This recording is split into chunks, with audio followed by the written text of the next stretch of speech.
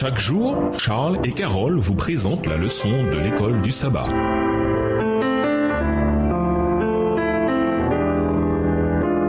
Bienvenue dans votre émission Dieu nous parle. Noation de vendredi pour aller plus loin. Concernant ce qui s'est produit dans la vie de Joseph en raison de ce qui s'était passé avec la femme de Potiphar, Ellen White a écrit: Nous avons ici un exemple destiné à toutes les générations qui devaient se succéder sur la terre. Dieu est un secours permanent et son esprit est un bouclier. Hommes et femmes ont beau être assaillis de tous côtés par les plus fortes tentations, ils ont à leur disposition une source de force grâce à laquelle ils peuvent y résister. La moralité de Joseph fut soumise à de redoutables assauts. La tentation venait d'une personne influente qui pouvait facilement le faire dévier du droit chemin, mais il réagit sur le champ avec fermeté. Quant à sa réputation et à ses intérêts, il s'en était remis à Dieu. Bien que son épreuve dura un temps assez long, ce qui permit de le préparer en vue d'une importante mission, le Seigneur veilla sur sa réputation qui avait été entachée par une cruelle accusatrice. Réputation qui, au moment voulu, devait être blanchie. Dieu se servit même de la prison pour que Joseph accède à une position plus élevée. La vertu recevrait sa récompense à point nommé. Le bouclier qui protégeait le cœur de Joseph n'était autre que la crainte de Dieu, qui le poussait à être fidèle et juste envers son maître et loyal envers le Seigneur. Il méprisait l'ingratitude qui aurait pu l'amener à abuser de la confiance de son maître, bien que ce dernier ne l'aurait peut-être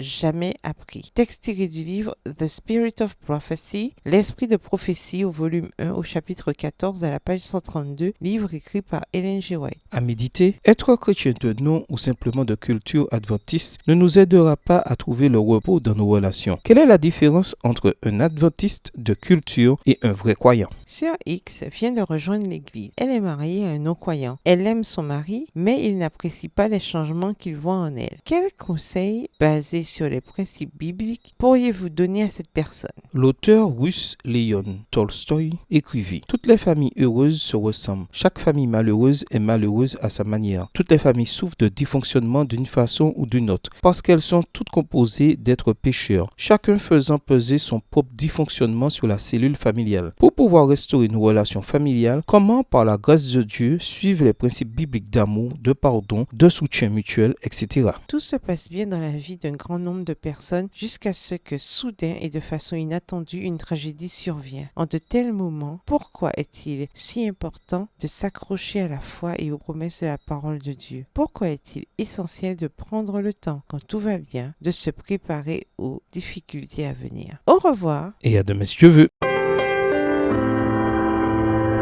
Dieu nous parle. Chaque jour, Charles et Carole vous présentent la leçon de l'école du sabbat.